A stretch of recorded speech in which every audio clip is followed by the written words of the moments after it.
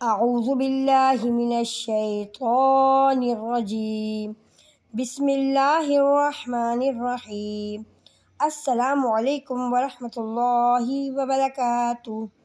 سورۃ الناس مکیہ۔ بچے، سورۃ الناس مکے میں نازل ہوئی، اس لیے اس کا نام کے ساتھ مکیہ رکھتا ہے۔ جو بھی صورتیں مکے میں نازل ہوئیں ان کو ہم مکی صورتیں کہتے ہیں، اور جو مدینے میں نازل ہوئیں ان صورتوں کو ہم مدنی صورتیں کہتے ہیں۔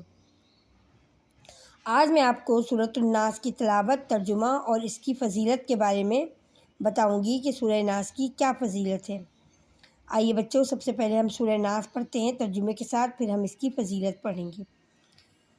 سورۃ الناس مکی ہے اور اس کی 6 آیتیں ہیں۔ بسم اللہ الرحمن الرحیم۔ قل اعوذ برب الناس ملک الناس الہ الناس من شر الوسواس الخناس الذی یوسوس فی صدور الناس من الجنۃ والناس۔ شروع اللہ کے نام سے جو بڑا مہربان نہایت رحم والا ہے۔ تم کہو، میں اس کی پناہ میں آیا جو سب لوگوں کا رب، سب لوگوں کا بادشاہ، سب لوگوں کا خدا ہے، اس کے شر سے جو دل میں برے خطرے ڈالے اور دبک رہیں۔ وہ جو لوگوں کے دلوں میں وسوسہ ڈالنے کے طریقے ہیں، جن اور آدمی۔ بچوں، آپ نے اس کا ترجمہ دیکھا، اب میں اس کے پڑھنے کی آپ کو فضیلت بتاتی ہوں کہ اس کے پڑھنے کی کیا فضیلت ہے۔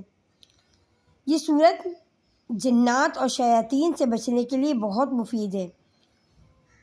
جو کوئی بھی اس کو رات کو سوتے وقت آیت الکرسی، سورہ اخلاص، سورہ فلق اور یہ سورت ایک ایک مرتبہ اپنے ہاتھوں پر پڑھ کے دم کرے اور ہاتھوں کو چہرے اور سر سے پیٹ اور ٹانگوں تک پھیر لے، انشاءاللہ رات بھر جنات اور شیاطین کے شر اور دیگر آفات سے محفوظ رہے گا۔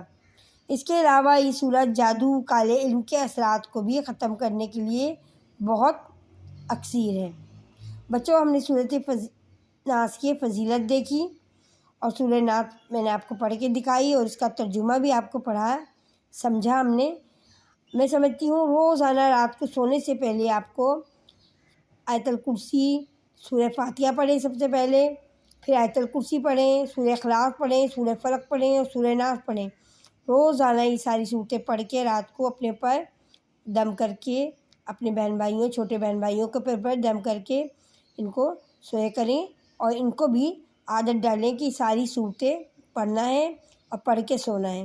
اس طرح ہماری رات بھر ہر قسم کی برائی سے، برے خیالات سے، برے خوابوں سے، جو اکثر بچے ڈر جاتے ہیں خوابوں میں اور رات کو خوابوں میں پریشان ہوتے ہیں، تو ان خوابوں سے بھی ہماری جان چھوٹ جائے گی۔ ہمیں گندے اور برے خیالات اور برے خواب نہیں آئیں گے اور ہمیں اچھی سکون کی نیند آئے گی۔ انشاءاللہ آپ سورہ ناس پڑھیں گے اور اس چیز کو اپنے بہن بھائیوں کو بھی سکھائیں گے اور ان کو بھی پڑھنے کی تلقین کریں گے۔ آج کے لیے میرا سبق یہی تھا، کل تک کے لیے اجازت دیں۔ اللہ نگہبان۔